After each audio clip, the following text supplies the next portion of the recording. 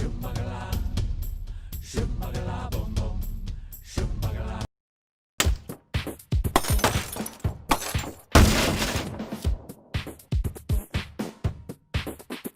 on, let's go.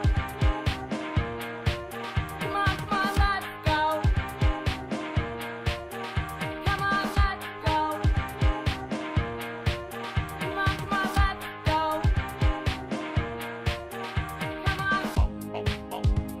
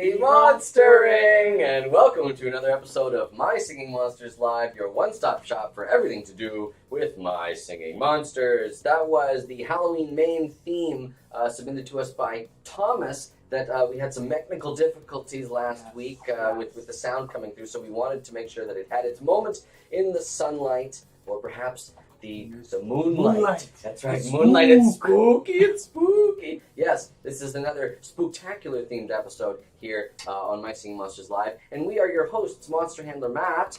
And Monster Handler Mike. Hello, Monster Handler Mike. It's nice to see you. Thanks for joining us here on this socially distanced episode. I know. I always of like My to Singing Monsters Live. Yes, I know.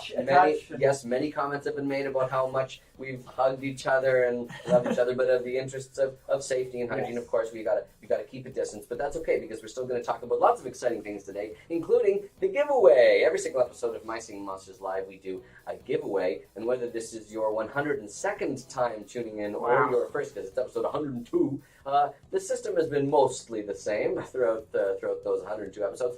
Monster Handler Michael, would you like to explain to the kind people tuning in how that's going to work? Of course. So, what you're going to do is you're going to go into the chat, you're going to type !giveaway, and then you only do it once, not twice, not thrice, and then at the end of the show, we'll choose one of those names, and then they will receive a wonderful prize that we'll tell you. Yes, we don't want to spoil that surprise just yet, but if you stay tuned, I'm sure that you'll have a clue or a few in order to decide your pick of what it's going to be. Okay, so let's take a look back on this day in Monster World history and see what else was going on. Did you know that very nearly on this day, Monster Handler Michael? Almost. I know. For the most but I have to include them because they're so relevant. Yes, of course. The Punkleton was released on this day almost. It was on October 24th, 2012. Almost 8 years ago. That's tomorrow. That's right. So tomorrow, as of tomorrow, yes, Punkleton will be a full 8 years old. Can you believe it? Wow. But you know what? Still looking good. Looks great. Looking great for its age. Also, almost on this day in 2014, one of the very first rares that was released. It's Rare Pummel.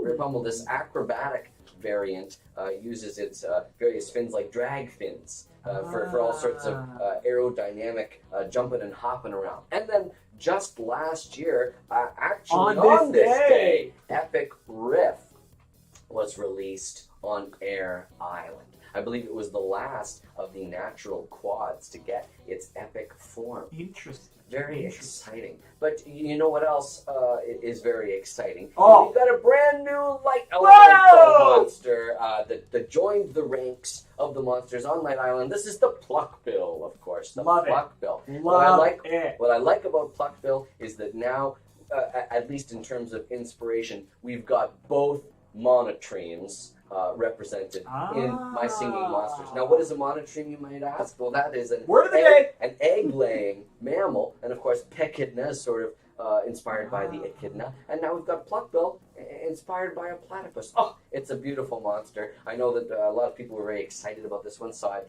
teased on loading screens and whatnot, and now it's made its big debut. But that's not the only thing that made its debut. This week, we have the glorious, the smooth operator, the jazzy, rare Sooza, making its first appearance so soon after Sooza made its first appearance. Weren't expecting it, were you? That's right.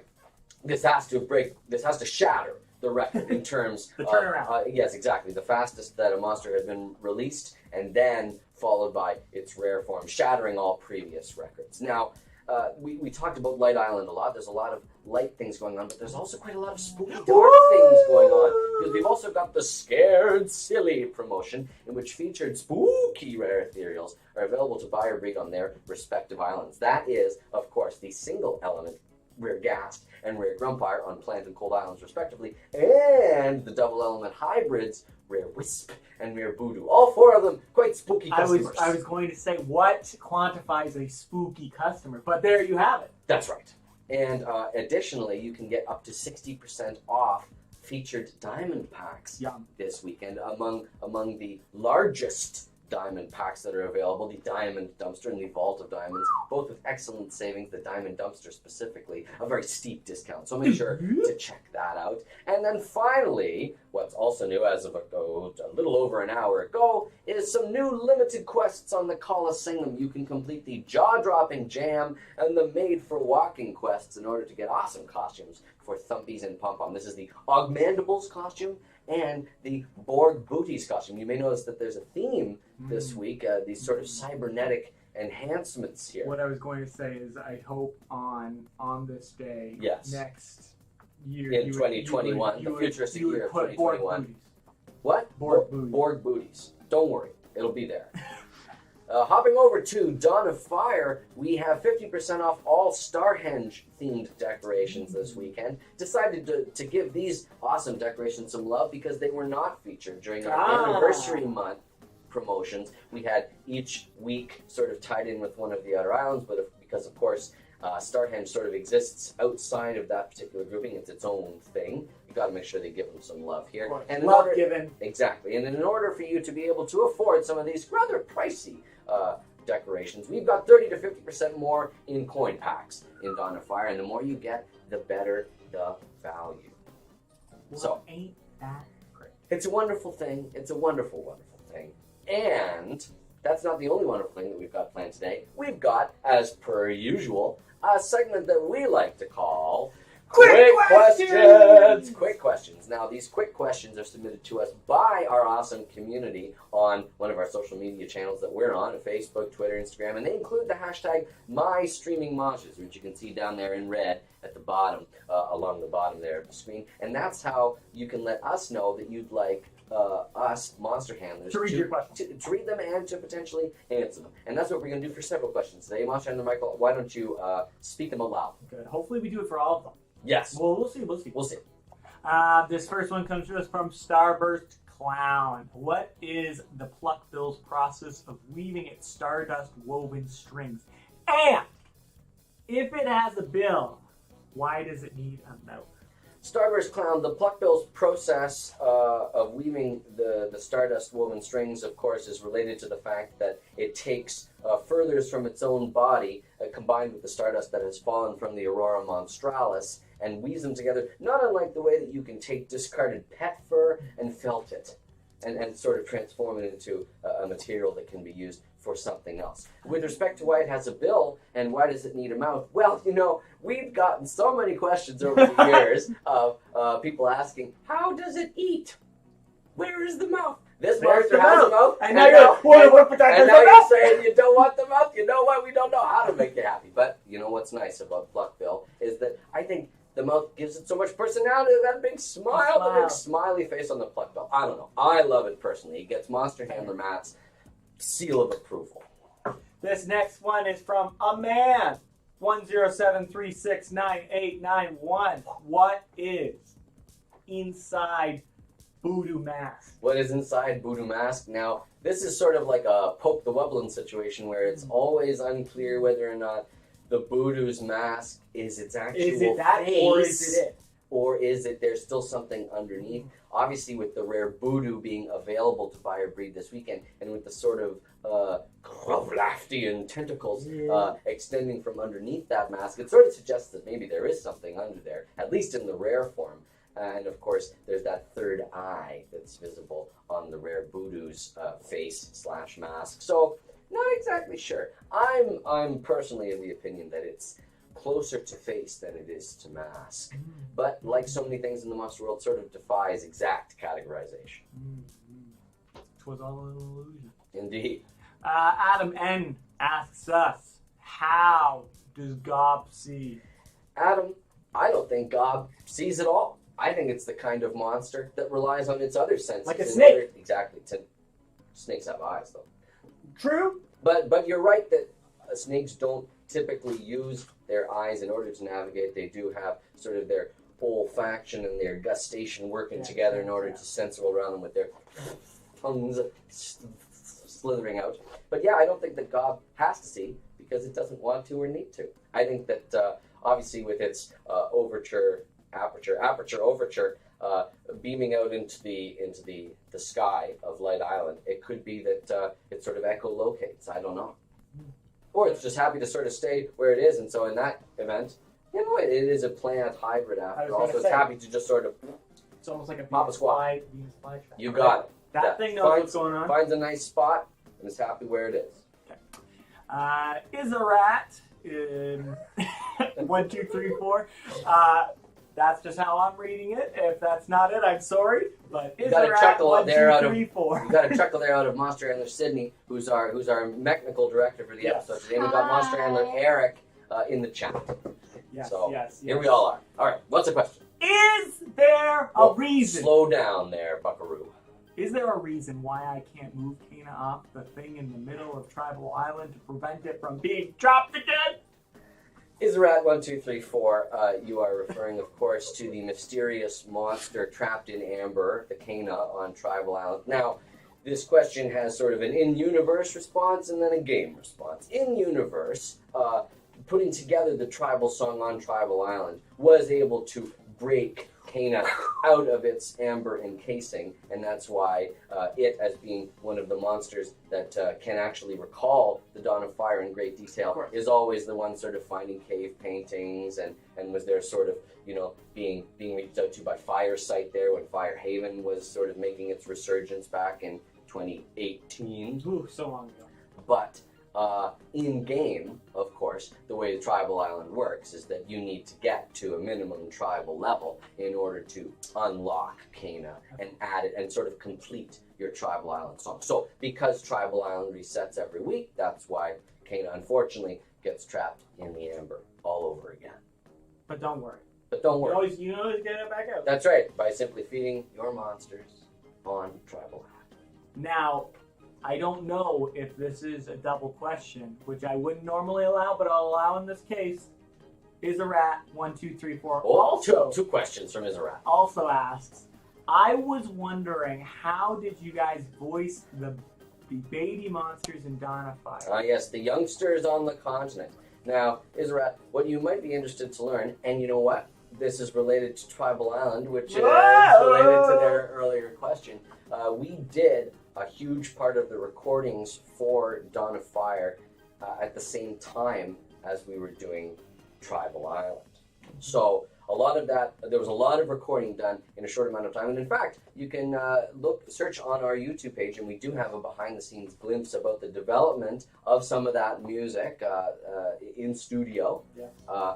But I think one of the main ways we were able to sort of age down the sounds of the monsters is we were able to pitch shift them and modify them to be sort of the chipmunkified version, so that whenever you do that, it sort of automatically sounds like something is smaller. Like, for example, Octopus on the continent doesn't have its characteristic low rumble of choo-edu-edu. It sounds a lot higher, and that's because it, in post-production, has been manipulated and shifted in order to sound a little bit more youthful, more juvenile. You know how when they're making movies, they say it's movie magic? This is monster magic. Sound monster Sound magic. monster magic. Yes. Slimed Odemon. Slimed Odemon. Slimed O-Demon? Slimed Odemon, maybe. Does Ruba have eyes? As a member of the Pomely. Pomely. Now, we've talked about, you know, do monsters like Fluoresce have eyes, and it's sort of unclear under the hood there. I think earlier questions, like, for example, when Psychic Island first came out, a lot of people were curious because, of course, Ruba, having the longest flowing hair of any of the Pomely, it's sort of unclear whether or not it has eyes. I'm inclined to believe that it does, just because as a member of the Pomely... Well, I mean, you look at them all, right? Exactly. If you sort of group them all together, you know, there's something, you know, certain things just sort of tie it all together. Logic dictates. Yes, that's what I would say. One more question? What do you think? One more question? One more question, and then, of course, the big question. Yeah. Well, I'm trying to psych myself up for that. Speaking of psychic monsters. This last one before the big one, Cubwax asks, did the jellyfish-like critter on Mirror Water Island eat the creature in Potbelly's bowl cuttings costume to become the critter for Glover Lagoon? No, it did not, Cubwax. The critter that you're describing, this sort of little the orange figure with the face that featured prominently in our extravaganza video just this past year as we were sort of getting prepared to announce Bone Island back this spring. That is the whole critter. The critter does not necessarily exist on its own, except of course when it is stuffed inside the bowl cuttings costume. It's less that it has been removed from it, and more that I think it's sort of a cramped, tight fit. That's sort of the thing with jellyfish-like beings, right? You know, because being gelatinous like they are, I think it means that they are able to squeeze themselves into spaces that normally we would think impossible. Impossible. Or is it? Or Well, it's that time, Monster Handler Matt. It's time to put it all on the line. It's time for you to be stumped this week. That's in this Stump of the Week segment. Now, in Stump of the Week, there's a very difficult question that is asked by the community, and I have to try and answer it correctly. But you know what I'm feeling good about this week, this episode 102. I got my hat on, I got my hoodie on, I'm ready. All right. What's the question? Who asked the question? From Mr. Noob. We're hoping you're not a noob. Yes. Mr. Noob 467 asks, during which spookticles were the normal, rare, and epic Punkletons released? So we're looking for 3 questions. I believe I'm looking for 3 answers. Years. Yes. Okay, so as I was doing the research for this episode, of course, you already said one. I already said one. So yes, the common Punkleton was released all the way back in 2012. Hopefully your math's correct. A month and a half after the game was launched worldwide for the very first time. Now, Rare Punkleton, we spoke about last episode, if I'm not mistaken. And so that one, no, don't try and mess me up here, Michael. That one came out in 2016, if I'm not mistaken. And, we haven't seen Epic Punkleton this year at all yet. But it is still a comparatively new monster, which means it can only be a little under a year old, which means that it was 2019. So 2012, 2016, 2019. You know what? You missed it by 1 year of making 369, but you are correct. I know 2012, 2016, and 2019. Congratulations, Mr. Gadget! Thank you very much, Monster and Michael, and I'd like to thank my mom and dad for their support through this challenging time. Okay, so I'm very pleased that my research paid off, and that particular body of knowledge is contained inside this brain of mine. And you know what? To celebrate, why don't we ogle some beautiful monster pieces, which are beautiful works of art sent to us by the community. Once again, using hashtag #MyStreamingMonsters. This one comes from Oogla Raven, and it is a pluck bill. I love it. Yes, I particularly like the fact that they have highlighted its glorious mouth. Yes, this is large and in charge. Big smile. And a big smile. You know what is also cool about this one? I know some people were saying, oh, well, does this monster only have 1 foot or sort of an odd number of feet, like the Wupland Screamu, for example? But you know what? Oogla Raven here has the right idea. This monster does, in fact, have 2 feet. Confirmed, you heard it here. Flip it. Yeah. So, well done, Oogla Raven. Next up, from Zick Jeff MSM, another version of Pluck Bill. Oh, this Pluck one is luminous and glorious, and I can just feel the sound of its Pluck Bill strings echoing across the vast expanse of the Phosphora Titan's head, and it's a beautiful, beautiful image here. Love the work here that has been done with the lighting. Work. Next up, from Bambo. Bambo here has some lovely spooktical costumes for one of our favorite fairy elementals, Whimsies. Whimsies. Look at them all just chilling there on Fairy Island. I love it. It's a beautiful, beautiful thing. Next up, Beth R. has taken some of their singing plush toys and made some spooktacular costumes for them. Now, that sort of looks like a pelican bill to me there on the Tweedle. I see sort of, it looks like sort of a terracotta pot. No, you know what? I think it's a Monster Handler hat. Hey! It's a Monster Handler hat there on Bogart. You can see the band. Yes. It's in the exact same way. You know what? Attention detail. I'm surprised I didn't notice it myself. But thank you, Monster Handler Sydney for the assist. You're welcome. And there we got Gast there, being a kitty Gast. Oh, it's a cat. I'm just kidding. It's yes. There's kitty Gast. Or And is it a rat? It's a rat. 1, 2, 3, 4.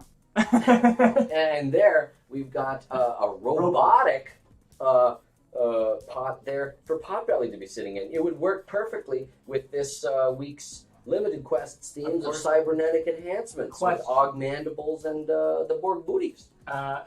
Could you perhaps give me what a Potbelly would sound like as a robot? I'll work on that. I was trying to sort of self-auto-tune For there. being on the spot, I thought that was pretty good. Okay, next up from Peo the Mayo. Oh, here's a wonderful image of a couple of magical elementals reaching out across the stars and communicating. We, of course, got the critter there from inside the spy trap, communicating with the clavinet there on Fairy Island from the safety of its clavy keeper. That's great. Yes, they're sort of communing. There is definitely some sort of family resemblance here now that I see them side by each. Yes, for sure. Peo the Mayo, I think you've done a great job of sort of uniting them together. Oh, wow. Rare Rocker 45. Oh, this is a great monster piece to have on the almost the anniversary of Rare Pummel's release, because here's a glorious pummel here done in beautiful 3D sort of clay format. And look at the attention detail. I love the swirl there on the plant membrane in its mouth and the striped tongues, the dual striped tongues. Well done, Rare Rocker 45. Even the eyes, right? You even got like the, I don't know what you would call that in the eyes, but the shimmer kind of. Yes, the little highlight. Yes. And then finally from Juan, we've got here another glorious pluck bill. Now, I see some pluck bills here surrounded by those trees. Oh, I'm struggling. What is the name of this decoration? Monster Handler Eric. I'm sure you can solicit the community. If I have to remember, there's they're not yum yum trees, because I know those are the ones that have the sap fruit. Oh my, Zuffle? Fuzzle? I think it's Fuzzle. I think it's the Fuzzle tree. It's not. It's the Puffle tree. All right. A lot of these trees are very close. Yes. Okay. So there's the Puffle tree there. I think that Juan has put there on the landscape of very nice. Glorious. Okay, we've got one more. We've got a beautiful memester piece here submitted by D's Waffles 05, and then here's nobody doing nothing, and then Light Monsters when they sing. Just radiating. Now, is that phosphorescence, luminescence, evanescence? I'm happy we're at the same place. I'm not gonna sing it. Okay, so there is all of our monster piece batch for today. It's like a batch of smunkins, a patch, if you will, a batch of monster pieces, and a patch of smunkins. Okay, that's almost everything that we've got planned for this episode of My Sing Monsters Live. Let's get to that composer piece and get it. No, Michael. Of course, we have to announce what the prize is for today's giveaway. Now, some of you may have already guessed at the fact that we like to make the giveaway item something that is brand new to the game, and above and beyond that, perhaps something that is limited time and availability, so that you can rest easy and not have to worry, like everyone else, of trying to get it inside of its window of availability. And so for this week's episode, it's a mammoth. No, it is a rare Sooza, of course. It's a rare Sooza. Wonderful. On Light Island. And Monster Handler Sydney, are we finalizing the process of plucking the winner? Oh, okay. The winner of our rare Sooza giveaway prize for episode 102 of My Sing Monsters Live is Monster Handler Michael. Could I get a drum roll, please? It is Dice Karova. Dice Karova. Congratulations, Dice Karova.